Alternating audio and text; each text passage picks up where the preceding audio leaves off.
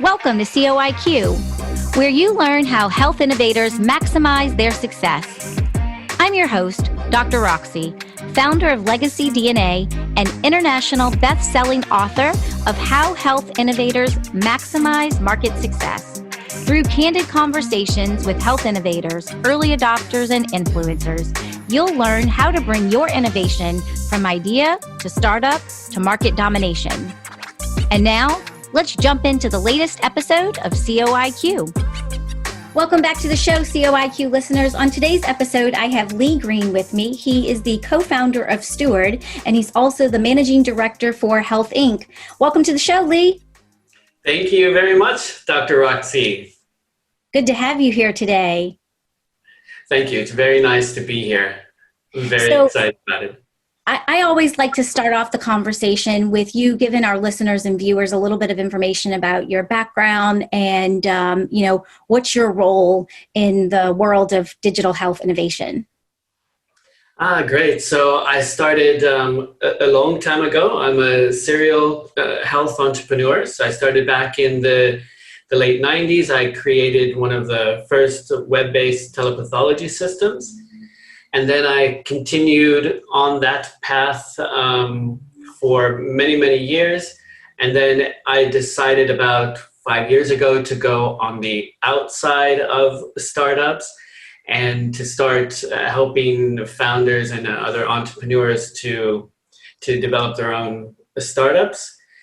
And then I got a call from my mother. So I was living in London at the time. And she told me that my grandmother had 6 months to live.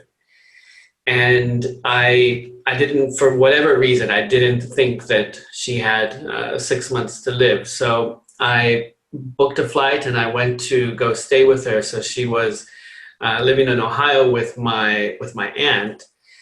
And when I arrived, she was always the matriarch of the family. And so when I arrived, she told me, she said, "Lee, I'm going to be okay. I don't know what these crazy doctors are talking about."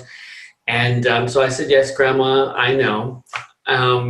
But then, so I slept in the bed next to her for the 2 weeks that I was there. And about halfway through the trip, she woke up screaming in the middle of the night. And then the next morning, she said to me that she had something to tell me. And I was like, "What, Grandma?" And she said that she's not going to make it. And I said, "Yes, Grandma, I know." And then she asked me about, is my mom going to be okay, etc. But then she asked me to make her a promise that I would use my skills to help people.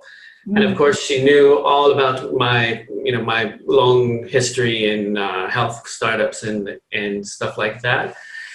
And so then it came time for me to fly back to London. And so I literally said the last goodbye. I left, I landed in London, turned on my phone, and I got a message from my father saying that she had passed away.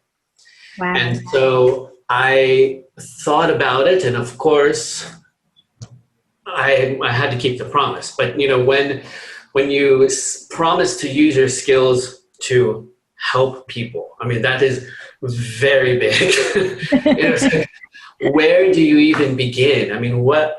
So I didn't know.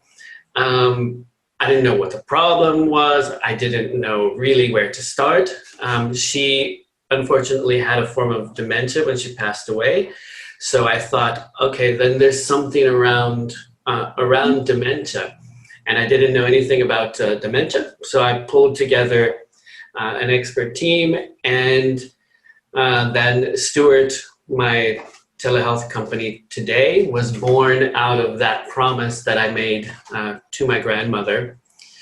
And then interestingly, I started coaching for an accelerator in New York City called eLab of NYC. And then I got a call from a colleague of mine in Europe, in the Netherlands. And so she said, "Lee, what are you doing?" I'm like, "Why are you asking?" And so she told me that there was a new joint venture between the Amsterdam Health and Technology Institute and the founders of Startup Bootcamp, which was going to be completely dedicated to digital health innovation and startup acceleration. And she asked if I would come on board and run it. And I said, absolutely, why not? Let's do it. And so that's where I am today. What a great story. Grandmas are amazing. My 91-year-old grandmother lives with us, and she has for the last 2 years. And there's just something amazing about grandmothers. They see you, and, they don't see your faults and flaws. I've been very fortunate to have a grandmother that just thinks I'm the world and accomplish anything. And so she's got great plans for my life. And my greatest cheerleader. It really is amazing. I mean, grandmothers are incredibly encouraging. I'm also very fortunate to have fantastic parents as well. And so I remember my father always telling my brother and I when we were kids, and we would say, Dad, I can't do that. And he always said this phrase that really doesn't mean anything, but it meant something. And it was like, can't, never could. And we're like, okay. So they encouraged us to just keep going, Some kind of way that was encouraging and motivating, right? Good. Okay, well, here we go.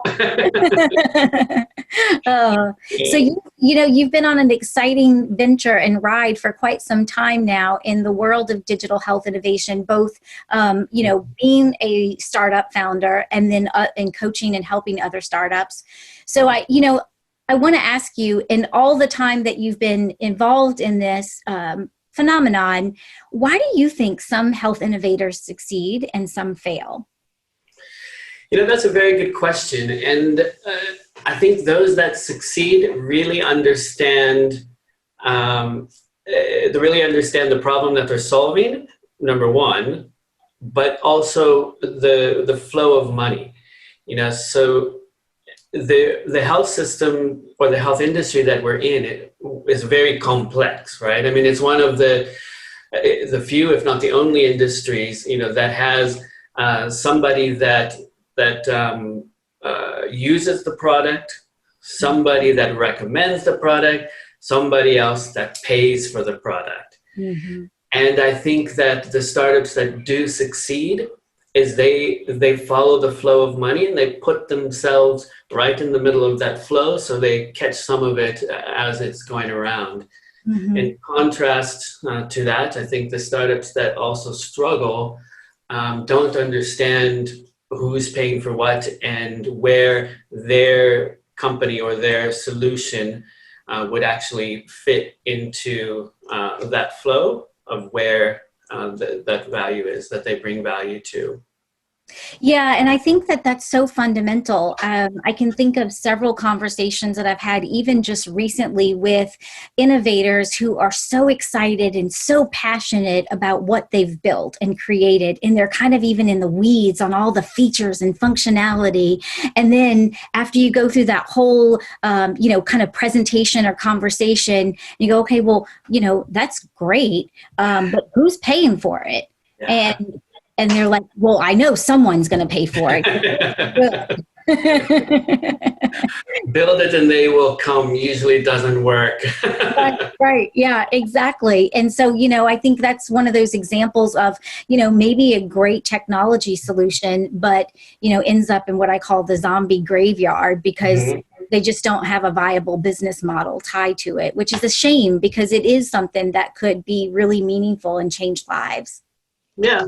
Absolutely. But, I think, being a founder myself, I don't think, is that when you create something, and let me add that when, specifically in health, because founders tend to be very passionate about something, like there's really, like for me and my grandmother, and, so the founders and entrepreneurs that I have met, they all are driven by the good of it.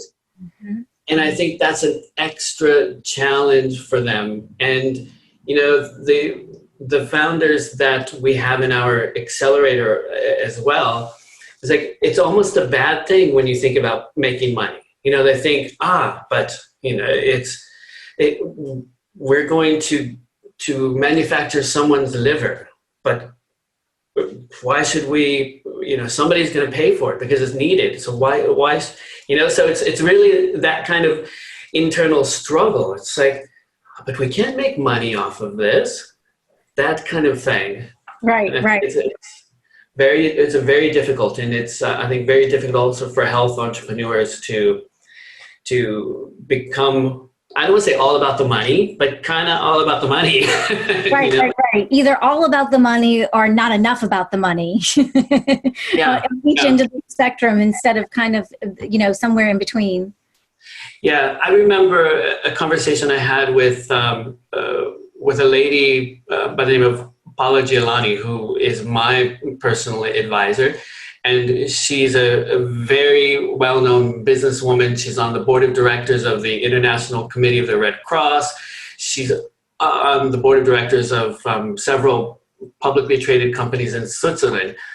And she was telling me that it is about the money. Every single entity, even nonprofits, will not exist if they do not figure out how to generate money. And that's how important it is.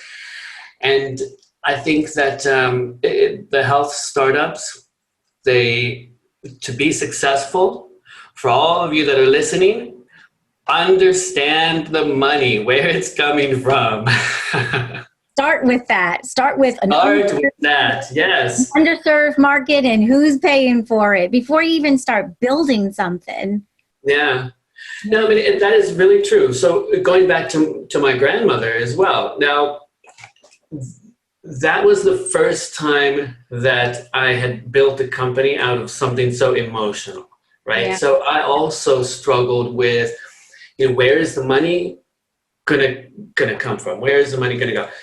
And I also noticed with myself that because it was a promise that I made to my grandmother, I almost didn't care about the money, or I lost sight of the money because I wanted to help family caregivers who were caring for a loved one with dementia. That was my sole purpose. Yeah. And then I kind of spun my wheels in the beginning, and then I thought at one point, well, it's going to be the family caregivers that are going to pay for it. And then I was completely wrong. And so, even me, which I've been doing it for most of my life, when emotions get involved, yes, it also becomes very difficult. Yeah. So I want to kind of peel a little bit of the layers around this. You mentioned you advise and coach healthcare startups. So, you're an expert in that area. And then you're also an innovator.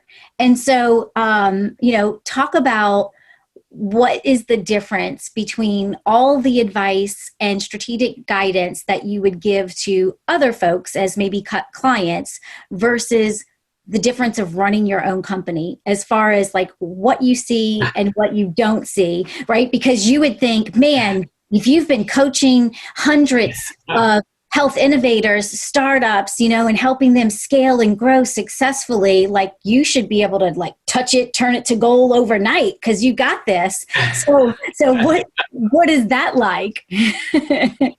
Wow. So that's a very good question, because when you are building your own startup, you're blinded, and it's much easier being an advisor because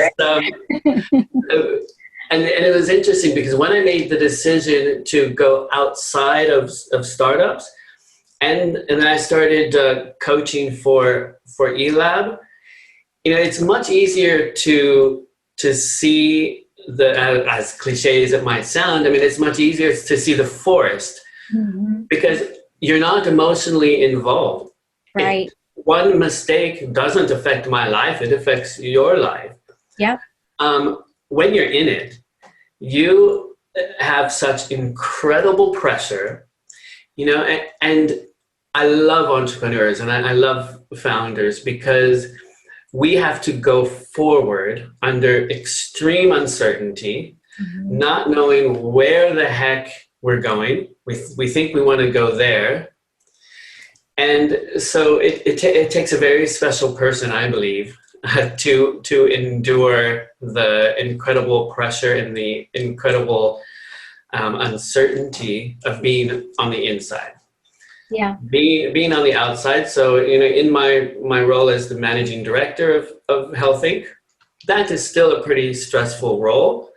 But I'm not involved in the individual startups. Yeah. And that part, so that's the big difference. So I'll give you an example of what happened to me recently.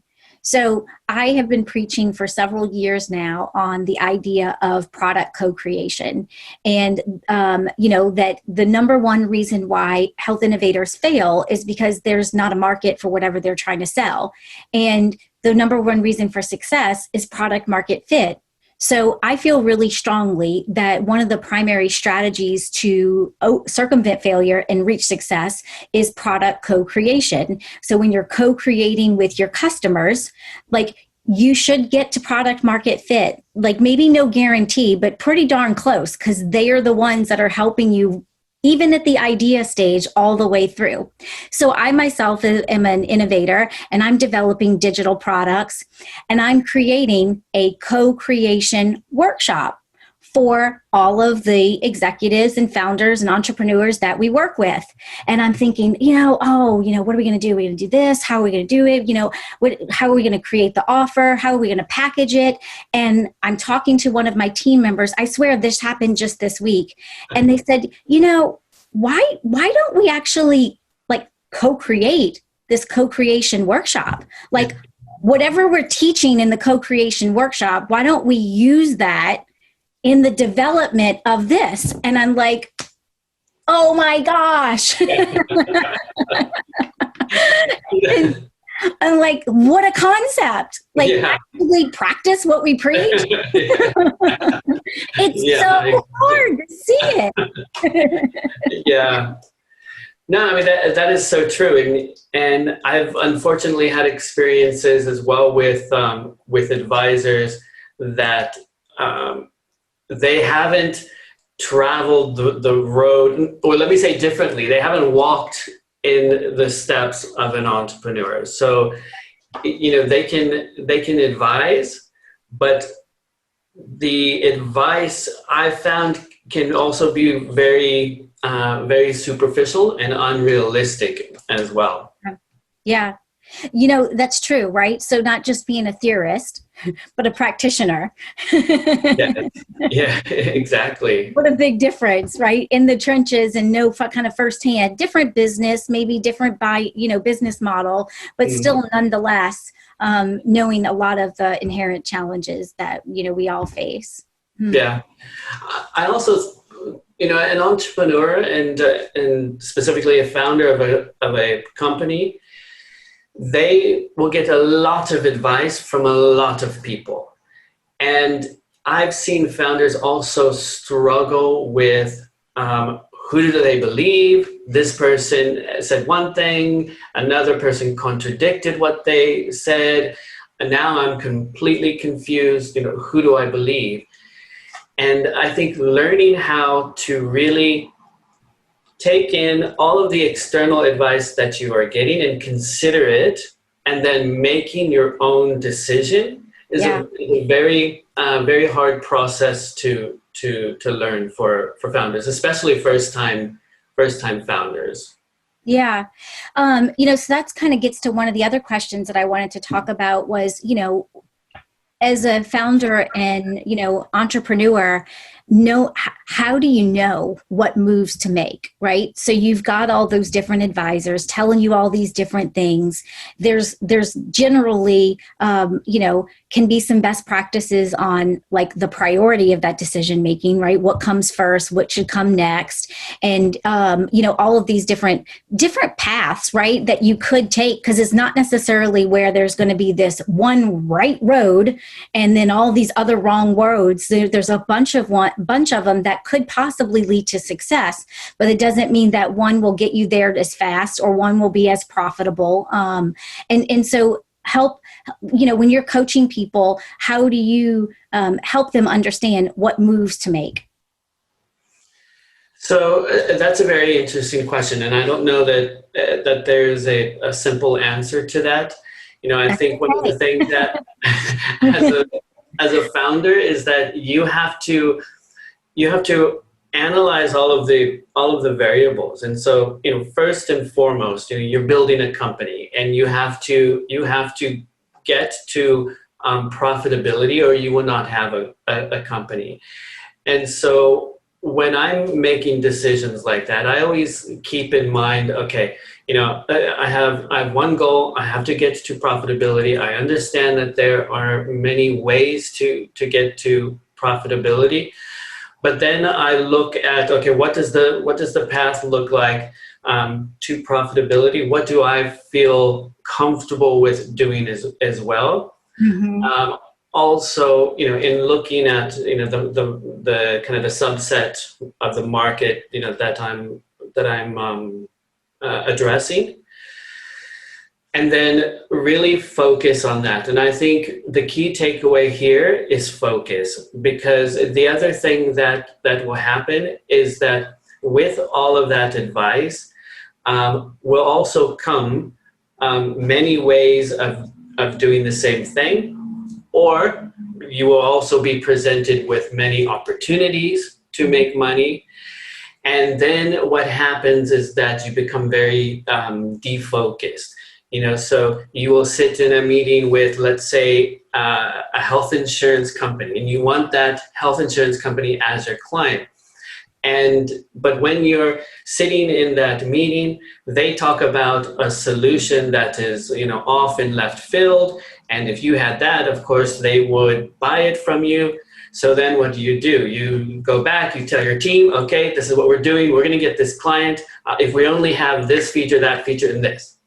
And so you create it and you put those features in. Then the health insurance company says, oh, no, we changed our mind. I mean, the person that sponsored that has been fired or whatever. Right. And then you're like, okay, we lost time.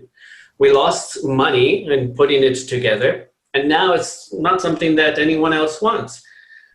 But had you stayed focused, and maybe that health insurance company, it wasn't a fit, but the other health insurance company was ready to work with you. So I think that really it's about understanding what your true mission is and staying focused on that.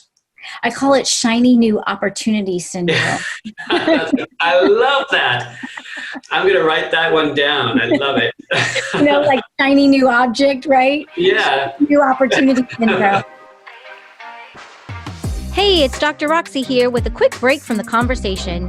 Are you trying to figure out what moves you need to make to survive and thrive in the new COVID economy? I want every health innovator to find their most viable and profitable pivot strategy, which is why I created the COVID Proof Your Business Pivot Kit. The Pivot Kit is a step-by-step framework that helps you find your best pivot strategy. It walks you through 6 categories you need to examine for a 360-degree view of your business. I call them the 6 critical pivot lenses. As you make your way through this comprehensive kit, you'll be armed with the tools, tips, and strategies you need to make sure you can pivot with speed without missing out on critical details and opportunities. Learn more at legacy-dna.com/kit. And don't you think that it's like even more prevalent today in this COVID climate that we're living in? It seems like it's so, there's so many different changes that have taken place, and people there, a lot of decisions are being made on not necessarily how can I get to I just want to survive, right? It's not even, about thriving and building a wildly successful company that helps millions of people across the world, but I just want to be able to survive this crisis.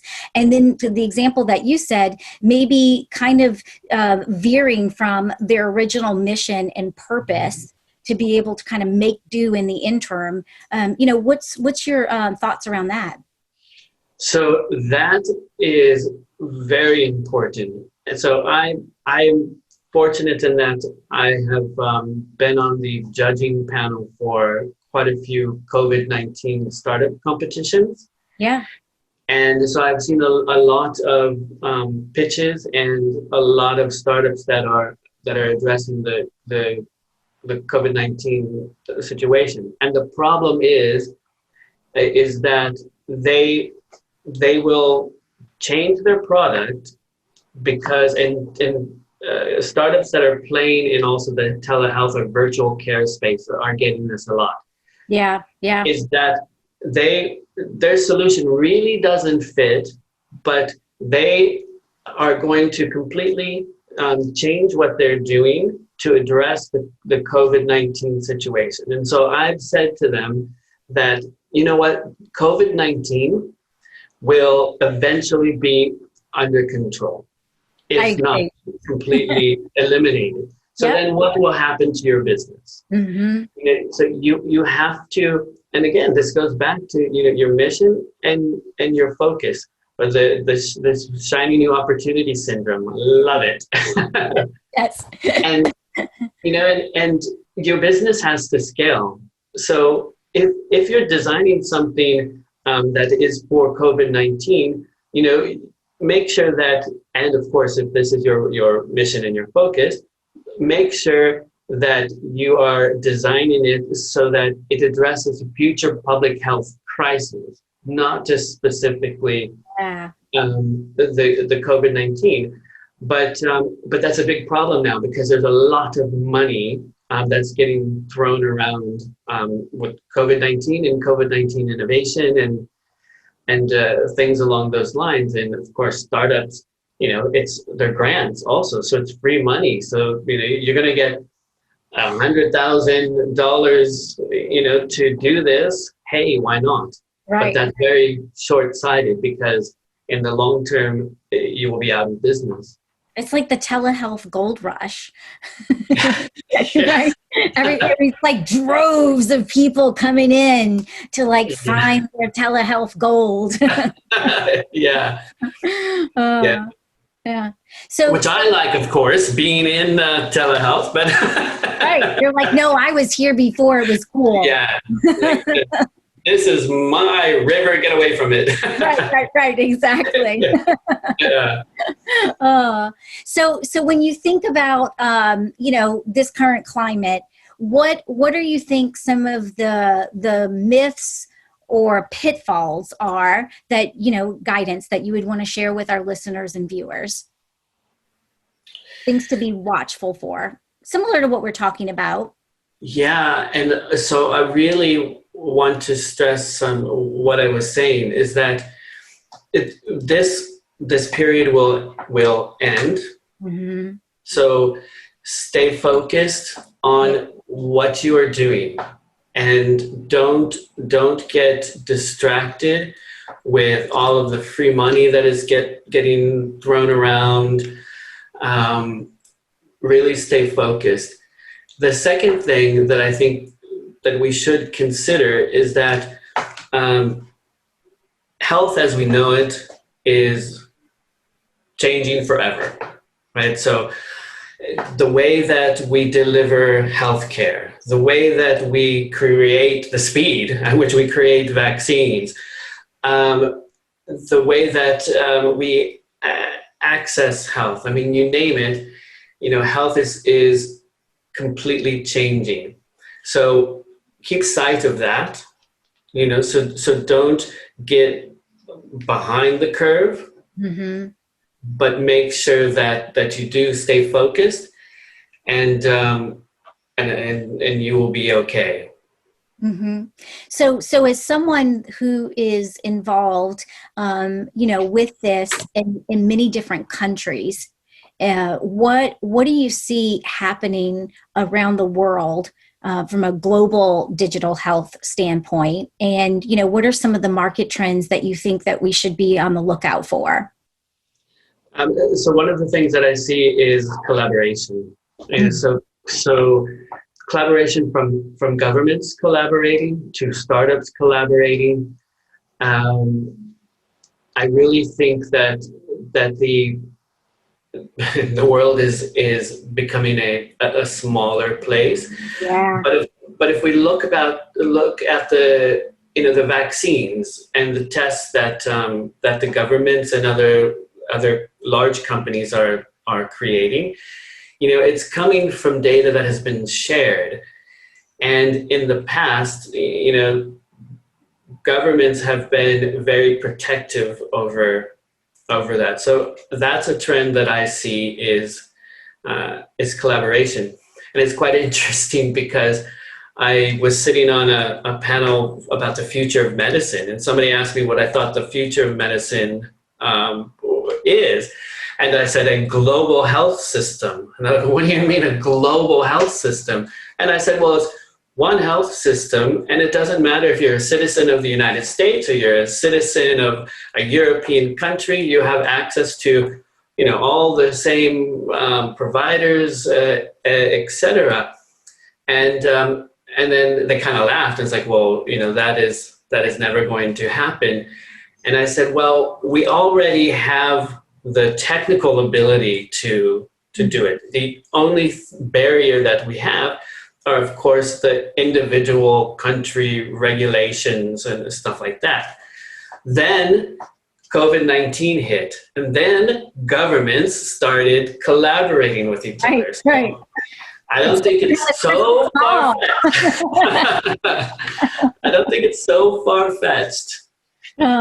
No, I don't think so either. But, obviously it would take a lot of work. But, just like anything with telehealth, with, all remote patient monitoring, with all of these digital health solutions that have been around for so long, where the pandemic has kind of been, a stick of dynamite and some gasoline from an acceleration standpoint, I think that it certainly can be what you described as well. Prior to the pandemic, let's say that maybe it would have taken us 50 years to get to that single health system around the globe. And we've kind of just jump-started maybe 2 decades here. I know your listeners are going to wonder, oh, this crazy Lee Greene talking about a one global health system. Exactly. It's not going to happen tomorrow, of course, right. But... in a few years, we'll pull it out of the archive and we'll go, oh my gosh, you were right. Yeah, exactly. I'll say, see? I'll be looking down from the heavens above. See, I told you down there. Right, exactly. So what are some additional lessons learned that you can think of along the way as we kind of wrap up here? Lessons learned. Don't be afraid to ask for help. I mean, that might sound a bit corny, but also we as founders, and this goes back to us being under incredible stress and not knowing, founder and entrepreneur mental health issues is very big. And the problem is we feel like, and this definitely has been my case, where you feel the incredible responsibility. Mm-hmm. You feel like if you fail, the world is going to end. The majority of the time, your family has put money into what you're doing. I mean, your spouse is complaining because you've mortgaged the house. So I think the biggest lesson is like, you have to keep yourself fit, and that means mentally fit. So that also means, sharing with people who understand what you're going through. And again, I mean, this kind of goes back to collaboration. Yeah. I mean, I think you're definitely right. That support system is such a deal breaker and plays, I think, such a critical role in our mental well-being as we go through this process, because it's such an emotional roller coaster. sometimes minute to minute, not even like quarter by quarter. You get That's right. hi, and then like in the same day that afternoon. Yeah, that's right. That's right. I mean, and never taking a break, and like for me, I think I feel guilty when I take the weekends off, and I've been talking to my partner now. We're going to for literally the first time. I'm attempting to take 2 weeks off at the end of August, and I'm telling everyone that I'm not going to be available, and I feel so bad. Right. It's like I shouldn't do this, So. No, I agree, but there's something I think that in the future we'll look back on this time and we'll be able to probably articulate it a little bit better. But there's something else going on here. I mean, of course, there's a global pandemic and there's all this social injustice, and then there's the political climate, right? There's just so many different things that we are not necessarily, dealing with before, besides any personal and professional challenges that's going on. But there's something else that's driving, I think, this overstressed kind of burnout by everyone. Even these mastermind groups that I'm part of, with other executives and entrepreneurs, we're all talking about how we feel fried and burned out more than ever, and so do our teams. And so what are we doing to kind of help them and help ourselves? I had everyone on our team this week, but believe it or not, so we do like a weekly call with everyone on the team where we're kind of planning the work for the next week. And I told everyone this week, just being accountability partners for each other. What are two things, like on Monday, plan to report 2 things that you did for self-care. Could be really small, and nobody's going to, judge you if you didn't, but at least if we have that in place, then we might be a little bit more apt to investing in ourselves. Because it seems like that whole self-care is kind of like, ooh, touchy-feely for those people over there, right? Kind of going back to the advice we give other people, but we don't take ourselves. So but I think that's great. In my organization, we also follow a certain methodology. So when we have our meetings, we always start first with everyone has to say something positive about their personal life, positive about the business life. And that's interesting because it really puts you in the right frame of mind before you start the meeting. And then you realize, okay, well, there are actually positives that are going on at the moment. Yeah, that's awesome. I might steal that from you, Lee, because it's kind of just creating that gratitude list, if you will, without doing the actual exercise. You don't have to call it that. No, they just think that you're chitter chatting, but you're really very strategic about what you're doing. And the other positive that comes out of that. So if you have a meeting and somebody is in upset about something, or they're upset with somebody that is going to be in the meeting, it also kind of recenters them, because they first have to stop and they have to think about, okay, what is my personal positive? And it's not so easy. I mean, I sit there and I think, gosh, what is good going on, So Can I get back to you in 30 minutes? Yeah, exactly. Oh, man. Yeah, and you imagine the serotonin, the dopamine that's kind of being created just with those 2 questions. And you also get to know each other as well. So I find that you feel more like a unit, or dare I say a family, and more connected because you hear other people's positivity. Yeah.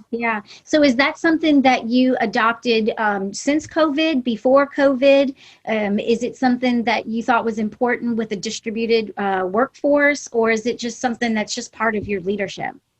So it's something that is just part of my leadership, and it's actually something that I was introduced by some colleagues.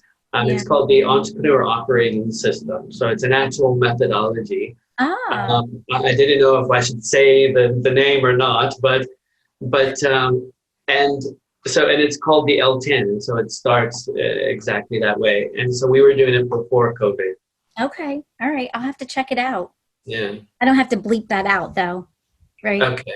No, I'm saying I don't have to bleep that out, right? Oh, no. I don't know. I don't know them. I don't.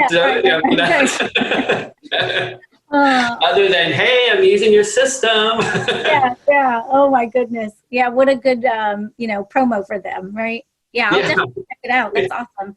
So, anything else that you want to say before we wrap up? Yes, I want to thank you for this podcast, because I also listened to your shows, and before this I went back and listened, and it's fantastic. It really is. It's very, very helpful. So thank you for making this information available to the audience. It's very valuable. Thank you. Thank you so much, and for those kind words, and thank you for being a guest today. I knew this was going to be a fantastic episode, and you definitely didn't disappoint. It was great. So how can folks get a hold of you if they want to reach out to you after the show? They can send me an email, lee.greene@healthinc.io. Perfect. Awesome. And Greene has an E at the end. Oh, that's important. DRENE at healthinc.io. Awesome. Well, thank you so much for joining me today. Thank you so much for listening. I know you're busy working to bring your life-changing innovation to market, and I value your time and your attention.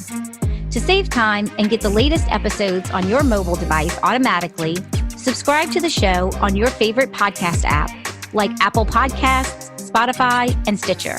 Thank you for listening, and I appreciate everyone who's been sharing the show with friends and colleagues. See you on the next episode of COIQ.